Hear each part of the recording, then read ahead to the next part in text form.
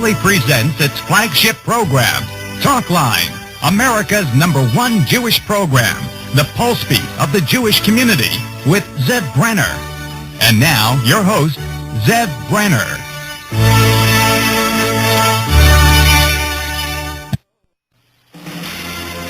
And welcome to another edition of Talkline. I'm Zev Brenner. In just a few minutes, we'll introduce you to Morty Gross and Jerry Berger of Exchange Telecom on subsidized phone service to those that need discounted phone service. Also tonight, Rabbi Laivi Freundlich of the Jewish Leadership Council will look at the case of Yitzchak Shuchat, who is being extradited from Israel on charges that he allegedly beat up the son of a police officer in Crown Heights as part of the Shmira Patrol. We'll hear about what's going on and what the latest developments are and why the Crown Heights Jewish community is upset with District Attorney of Brooklyn, Charles Joe Hines. All this and more as we come to you over WSNR 620 AM, worldwide on the internet, TalklineCommunications.com, powered by the JNet, and our 24-hour-a-day listen line, 212-419-4240, extension number 1. We'll be back after these messages. Stay tuned.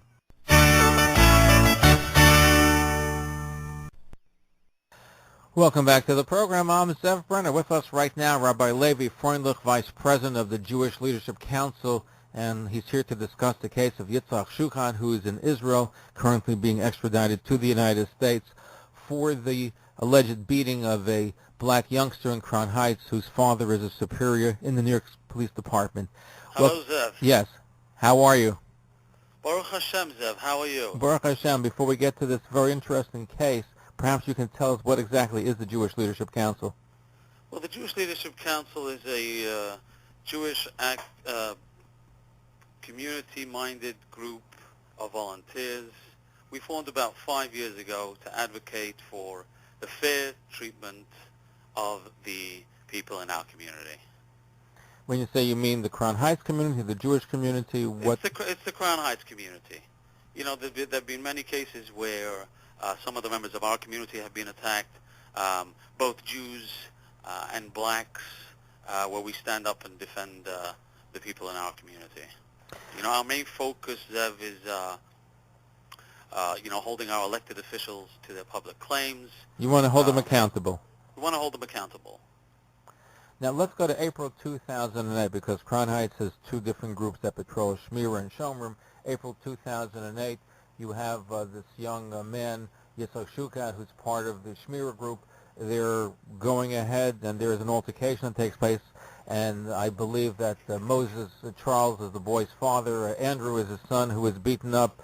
Moses is a top official in the New York Police Department, so there's a whole to-do about what took place, and Yitzchak Shuchat runs to Israel in the process of being extradited. From your perspective, give us more details. What happened that night? Let me first of all say that Mr. Shuchat did not respond, did not come to the place where the alleged attack took place in any way, shape, manner, or form to hurt anybody. He was a member of the Shmira Patrol group. A call was placed in, and he was responding to a call of two thugs attacking a young girl. That is how he arrived on the scene. What occurred afterwards might have been a street fight, as was labeled by the New York City Police Department. As far as the term is, running to Israel, Zev, Yitzhak didn't run to Israel. The police department at the time was using an excessive amount of force, together with the district attorney and other departments within the New York City, trying to excessively fined him. In fact, there was a certain case where they bashed down the door of Yitzchak Shuchat's relative, Mr. Yitzhak, at 2 o'clock in the morning, arrested some of his children, and held them in the police department until the morning in a cell overnight, chained to a wall. But is this normal operating procedure that you, was clearly an altercation, that you go and barge down the door, which you do, I think, when you have a mafia or a major criminal? That's why I'm trying to understand what's going on. Absolutely not, because in this particular case, this family took the New York City to court, and they have been paid to date nearly $100,000 in hush money because the police department used excessive force to try and find Yitzhak. So Yitzhak at the time realized that there would be trumped-up charges, that there was a witch hunt, and he deemed it in his best interest to leave the country and go to Israel. Was that his legal counsel's opinion as well? I'm not sure whether it was his legal counsel or anybody else. That's what he decided to do. Now, I'm just to get clarity about what happened. I'm confused. So here you have a report of a burglary taking place. You have the Shmira group coming down to do their thing, to patrol. And so how does Andrew get beaten up, bloodied? How does this happen? What are they saying? What is your side saying? I'm just trying to get clarity here. Well, Mr. Shuchat was responding to a call where two thugs were attacking a young Jewish girl. He responds to the call. What happens next is unclear. It's questionable. We know there was a street fight. The police department recorded it as a brawl, a street brawl. Never was the term hate crime used. Never was the term racial used. It was a street fight, Zev. And what's happening here... And it's now, in the street fight, how many people were involved in this brawl? There was Mr. Shuchat, there was Andrew Charles, and there was another thug by the name of Kevin Evans, who incidentally, 2 weeks after this case, was arrested for kidnapping a young girl within this neighborhood, only half a block from the scene of this incident. He was arrested for kidnapping a young girl, holding her prisoner for 2 weeks, repeatedly raping her. So, Zev, we're not talking about grade A graduates over here. We're talking about street thugs who were there and ready for a fight. Now was there anybody else aside from... My question was anybody aside from Yitzchak Shuchat from the Shmira side also involved in this altercation? No. So you have 2 against 1. Correct.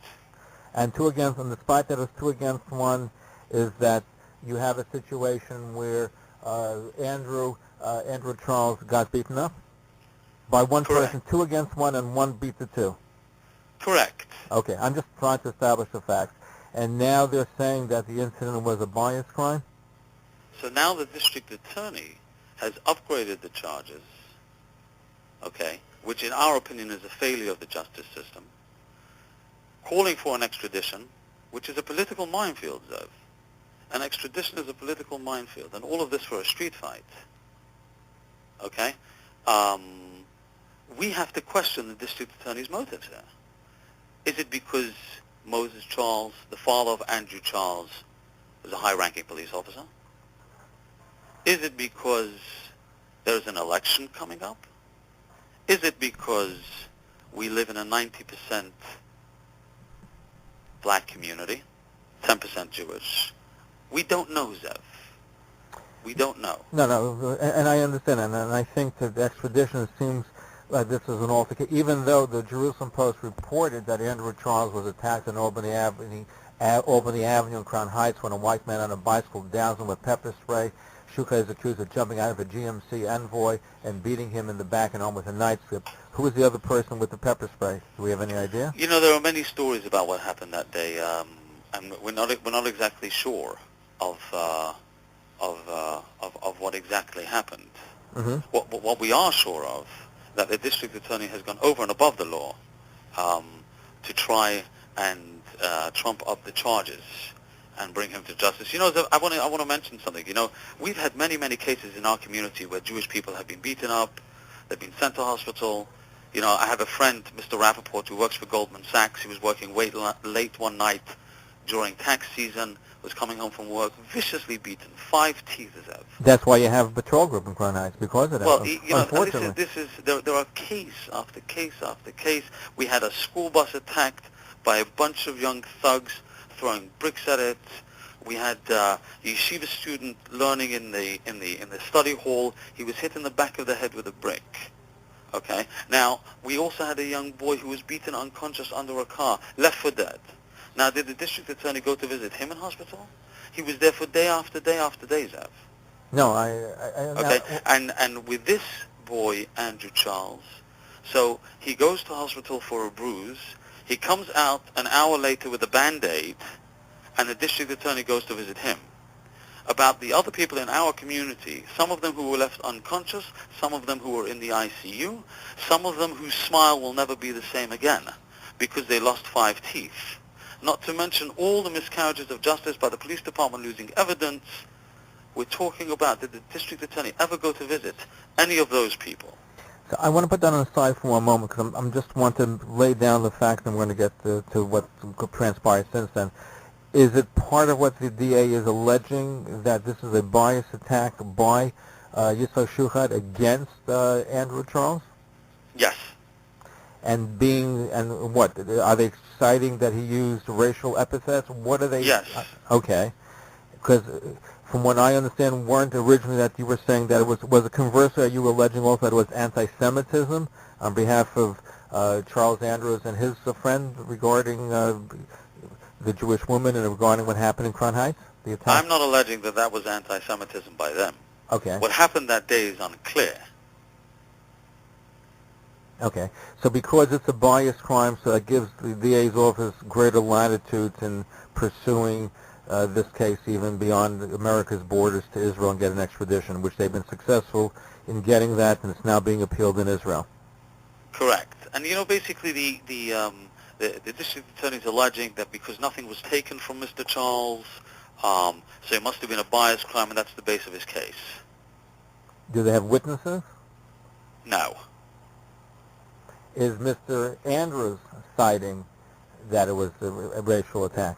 Now, you see, that's a great question, Zev, because Mr. Andrews himself mentioned in a News 12 interview that this was not a racially motivated attack. He even made his own plea on the television, on News 12, that I wish people, I quote, I wish people would stop raising the racial tensions in our neighborhood. Okay, so that's one of the strangest parts of this case. You can go online. In fact, you can go to our website, freeyitzi.org, which we've set up, and right away click on that video with Mr. Charles himself, not Mr. Charles's father, not his grandfather, not his sister, not his brother. Mr. Charles himself, who was the alleged victim of this attack, himself is standing there saying that this was not a racially motivated attack. So one has to ask them, why is the district attorney alleging that this was a hate crime? So what is the answer to that question? Because if the victim or the alleged victim himself is saying that it wasn't a racial attack, it wasn't a bias or a hate crime, on what basis does the court paper? Again, the district attorney has to provide documentation to the court. I can create your question even bigger, Zev. The district attorney, in his close to 23-year career, has only convened a grand jury for an indictment 4 times, most notably for the Howard Beach murder, in a case where a young black man was unfortunately murdered by members of the KKK. Oh, is one going to compare this case to a case like that? That the district attorney is using this much muscle for a street fight? So the question becomes even bigger. You have the alleged victim himself saying this isn't a racially motivated attack. You have the NYPD who filed the report that this was a street brawl. Okay? So one has to ask, what are the motives of the district attorney in this case? And when I come back, I want to pick up on that very point. Rabbi Laivi Freundlich is Vice President of the Jewish Leadership Council, and they're advocating for Yitzchak Shuchat, who's in Israel in the process of being extradited to the United States for alleged bias crime against the son of a prominent NYPD, New York Police Department officer. We'll be back right after these messages. Stay tuned. Don't go away.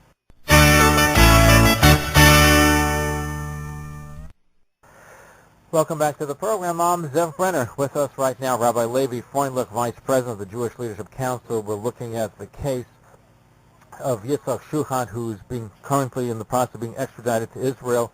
He's a member of the Shmira Patrol group in Crown Heights, and he was in altercation with Andrew Charles, who's son of a high-ranking police department officer, and that's what we're discussing at the moment. Let me ask you this question: so you're saying the boy is not, Mr. Andrews is not alleging bias. You're saying that there was nothing that the initial police report would indicate any racial thing. So how, on what evidence can you say anything is a hate crime? But don't you have to have any proof, any witnesses, documentation in order to proceed? If that's the case, then was there ever a court trial? There was not a court trial of it here in the United States. So this is just based on the grand jury indictment? Right, this is based on the grand jury And you indictment. and I know, and I sat in the grand jury, a grand jury can indict a ham sandwich. That doesn't mean anything because you got to prove the allegations in the court of law. Exactly. So exactly. I'm asking this question, wouldn't Yitzchak Shuchat have been better off going to court and presenting this evidence as opposed to going to Israel, which makes it look that perhaps he's guilty? Well, Yitzhak was witnessing a trend that the NYPD all of a sudden was going over and above the law by trying to find the alleged perpetrator here. By bashing down another Shmira member's door in the middle of the night. But that's irrelevant because there is a court of law, and you have to present as wrong as the police department might have been by going 2 o'clock in the morning, bashing down the door, looking for him. But at the end of the day... Of course, Zev. But when you have the police department bashing down the door of another Shmira member in the middle of the night with no search warrant, with no authority to do so, by taking the children from that household, chaining them to a wall in the police department in a cell, not allowing them to let them use the bathroom, and actually one of the children had to go in his own pants. This was a trend that Yitzchak noticed that he was going to get nowhere, unfortunately, with the justice system in this town under this. But that's not the justice system. That is maybe the police action. The justice system, namely the courts, is a different ballgame.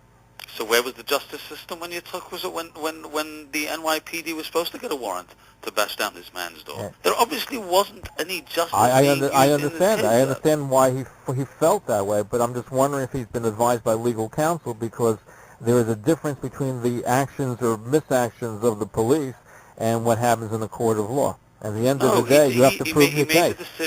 He made the decision after this witch hunt that he saw what was going on, that there would be no justice in this case. He made the decision to get up and go to Israel. It would be in his best interest. There was no fleeing. He didn't run the day afterwards. Matter of fact, at the time that all of this was taking place, there was not even a warrant out for his arrest. They weren't even looking for him. So when he went to Israel, it was before the indictment? Or correct. After? It was before the indictment? Yes. Okay, so he was not told he can't leave. He was not indicted, so... No, okay. Absolutely not. Good, I want to clarify that for the record. Now, the question I have for you is, doesn't the Crown Heights Jewish community have a wonderful working relationship with the District Attorney of Brooklyn, Charles Joe Hines? We have, the Crown Heights community has a very good relationship with the District Attorney. The problem is that we have suffered too much on too many occasions, personally, where we feel that no one is standing up for our cause. In this case or in other cases? Because if you have a good working relationship, it means that you have access and you have a conversation and dialogue going with the District Attorney. No, we have a very good relationship with the District Attorney. As far as I know, the Crown Heights Jewish community has a good working relationship with the District Attorney. Okay. We ourselves have been to meet the District Attorney a couple of times. So, considering you have a wonderful or a good relationship, I should say, so when this problem comes up, have you not been able to make any headway? Absolutely none at all. Why? Which again is one of our questions. There are so many unanswered questions in this case. If you want to go from our relationship to the District Attorney, we went to see him in his office a couple of times. We were received warmly. So we were received very warmly. There's the case where the boy himself says that this wasn't a racial attack. There are many parts of this case where we have to question what's going on over here. We have a good relationship. The boy says this wasn't a racial attack. There was a grand jury indictment. We ourselves, Zev, have as many questions as you on this case. We would love nothing more than to make headway and find out what's going on. Moses Charles, the boy, the alleged victim's father, holds what rank in the New York Police Department? I'm unclear as to what rank he holds, but as far as I know, the Daily News mentioned that he's a high-ranking police officer. What does that mean? I'm not sure. I don't know. Okay, I think it's important to know. Wouldn't that have ascertained the higher up he is in the hierarchy of the police department may answer some questions? It may answer some questions, but I'm not going to pinpoint exactly, Zev, to why the district attorney is doing this. The district attorney obviously has his own reasons. We can only try and speculate. Now, according to the Daily News of May 22nd, 2008, it seems to indicate that there was more than one person involved in the attack on this gentleman. So, is there only one individual? Are there two? Clarify that for us. I'm not sure. I'm not sure if the police department's looking for somebody else. It seems as though the details of the day are unsketchy. They may be, maybe they're not. The Daily News, sure. I'm going to read you from the Daily News. The Brooklyn District Attorney's Office refused to accept the surrender of two Jewish men accused of beating an unarmed black man in Crown Heights in exchange for more lenient charges. George Farkas, a lawyer with more than 30 years' experience, tried to broker the deal. Brooklyn D.A. Charles Hines turned the lawyer away, electing to have a grand jury continue the probe. So, going back, so are there more than one person involved? And if there is, why are they only looking for Mr. Shuchat? Well, according to the Daily News, that's a Daily News article. You have to ask the Daily News where they got that information from. Okay, but as far as you know, it's just one individual, Yitzchak Shuchat. Correct. So now, tell me, so you have Yitzchak Shuchat goes to Israel. He's not been indicted, as you clearly indicated beforehand. And now, once the grand jury indictment comes down the pike, what happens next? Well, they presented the extradition order to the Israeli government and to the Israeli courts to have him extradited. Yitzhak is a Yosem. He has no father. He has a small baby. He had no one defending him. This was a young man walking in the dark, fighting against a Goliath, trying to weed him out and hang him by a noose in a New York State prison based on a trumped-up charge. So let me ask you this question. He'd gone to Israel. The DA's office filed extradition charges. They were successful. You were in the process of appealing it. If all the facts are the way it's being presented, and you're saying that there's a problem here with the police department and a high-ranking official, and they had influence from the DA's office, why would the Israeli courts allow this extradition to take place if the evidence is that it's just simply a street brawl? Well, we feel that there was such a lack of awareness within this case, not only on these shores, but even more on the Israeli shores, being unaware as to what exactly happened in this case and why even the extradition order was issued. And to corroborate that, we now have David Laivi, the former Minister of Justice, the former head of the Israeli Bar Association, the former Minister of Interior, and he has told us that he is willing to accept this case because he's read the alleged charges, he's read the charges, and he feels they're wrong. He said he knows what a hate crime is in this country. And these charges have been trumped up, and it is a miscarriage of justice. So when you have the former Minister of Justice, the former head of the Israeli Bar Association, and the former Minister of Interior in Israel saying that they will now take up this case because of the renewed and awakened awareness of what's going on and what this child faces, then so now you see that there's something wrong with this case. Now, so the question though is, the Israeli courts have allowed it. You're appealing it. The appeal could be answered within a couple of days, correct? Yes, his appeal is going to take place in a couple of days, which is why we're so grateful to you, Zev, for taking our call, which is, we want to appeal to the Jewish community for awareness. We want to make people aware of what's going on over here. Yitzhak is in need of tremendous financial help. The legal fees are adding up into the hundreds of thousands of dollars. Now, if your audience will realize that this boy faces 15 years in jail. He has young children, Zev. He faces 15 years in a state prison based on a trumped-up charge. We're not here saying, Zev, that the district attorney is trying to put somebody away for doing a crime. If somebody committed a crime, then let them be charged upon those crimes. This boy did not commit this hate crime. This hate crime has been put on him. This is a miscarriage of justice. This boy will be thrown away and put in jail for 15 years in a state prison if he is found guilty in a Brooklyn courtroom based on a hate crime of beating up a black boy in the street, Zev. No one knows what will happen to him. He's basically walking into the jail with a possible noose around his neck. So obviously it's going to be, I'm sure it's going to be very expensive. He's going to have to get a very competent, very good attorney to defend him, because it seems, from what I'm hearing, is that in all likelihood he'll probably end up back in the United States very shortly to face these charges and trial. Yes, so we are trying our best to raise money for him. We've set him up a website that's freeyitzy.org, FREEYITZY.org. So you can go onto the website. Over there you can donate money. You can become more familiar with the case. We're desperate for funds to defend him. We're desperate for funds to defend him, Zev.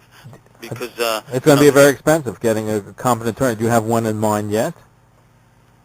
On these shows or in... On these shows, because in all likelihood, I know you've been paying the legal bills in Israel, but I think the big challenge is going to be, and where the big expense is going to be, is once he's back in the United States, back in New York, he'll probably be remanded to prison, and then it's going to be all kinds of questions about getting him on parole. They're going to look at him as a flight risk, and you're going to have to deal with the trial issues. And I'm sure it's going to be a lot of money. We're unclear who we have to defend him on these shows at the moment. We're doing our best to find him the best lawyers in Israel to try and stop the extradition from over there, which is why we're so desperate for funds.